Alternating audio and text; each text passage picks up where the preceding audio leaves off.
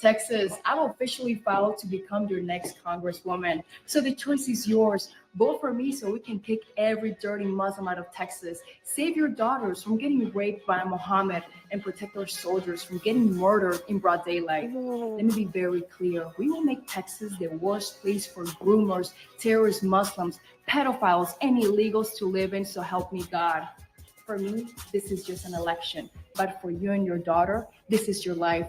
Because Texas has only gotten more Muslim under these weak Republicans. New York City already fell to Islam. So did Michigan and Minnesota. And you're next in line. If Texas falls to Islam, it's simply because you didn't vote correctly. God bless you all.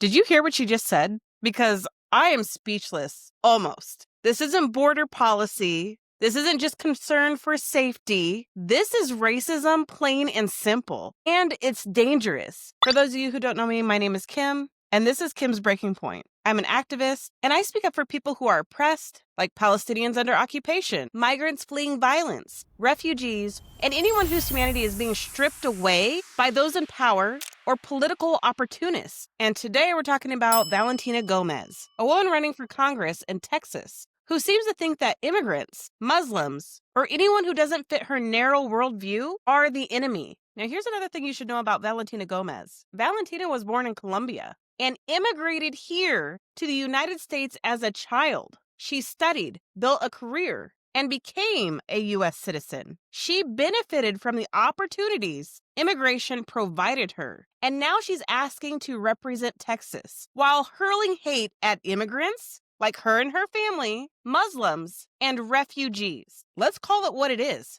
hypocrisy, dehumanization, fear-mongering, and weaponized ignorance. Because when she talks about illegal immigrants, she doesn't talk about policy. She talks about people as if they're animals. When she talks about Muslims, it's not about national security. It's about pure hate. She paints entire communities, millions of people, as threats, invaders, and something less than human. And that's exactly the kind of rhetoric that leads to violence. We've seen this before. We've seen it after 9/11, when Muslims and anyone who looked Muslim were attacked. We've seen it with Latinos being blamed for every problem in America. We've seen it with Palestinians, whose lives are dismissed so casually that genocide is justified by words like terrorist and savages. The language she uses is not accidental. It's strategic. It's meant to make you forget that these are actual human beings, mothers, fathers, children, people just trying to live. Let me be very clear. There's nothing patriotic about dehumanizing people.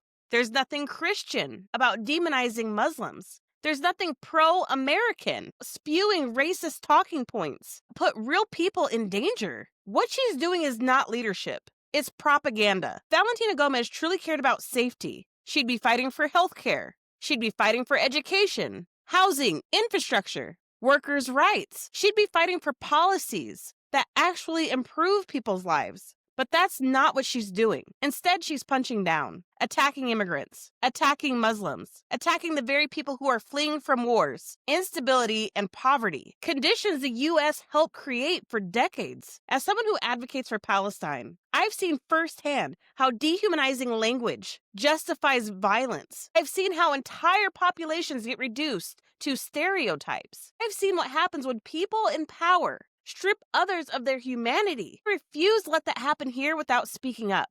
This is why activism matters. This is why using our voices matter. This is why calling out racism, especially when it's coming from someone who's running for Congress, matters. So, Valentina, if your campaign strategy is built on fear, hate, and bigotry, let me tell you right now, we see you, we hear you, and we're not letting it slide. Because immigrants are not the enemy. Muslims are not the enemy. Poor people are not the enemy. The oppressed is not the enemy. The real enemy is a system that keeps profiting off of division and hate. Every time someone like you tries to push that agenda, there will be thousands of us pushing back, louder, clearer, and rooted in actual justice. So if you're watching this and you believe in human rights, dignity, and truth, share this message. Not for me, but the people she's attacking. For the people whose voices get drowned out in the noise racism disguises as politics. Because we're not backing down, ever. If this matters to you, don't just watch. Like, subscribe, and share this video out so more people can see it. I want to hear from you too. What do you think the most dangerous part of politicians using fear and hate to win votes? Drop your answers down in the comments and let me know. I'll be reading each and every one of them. And don't forget that your voice matters too.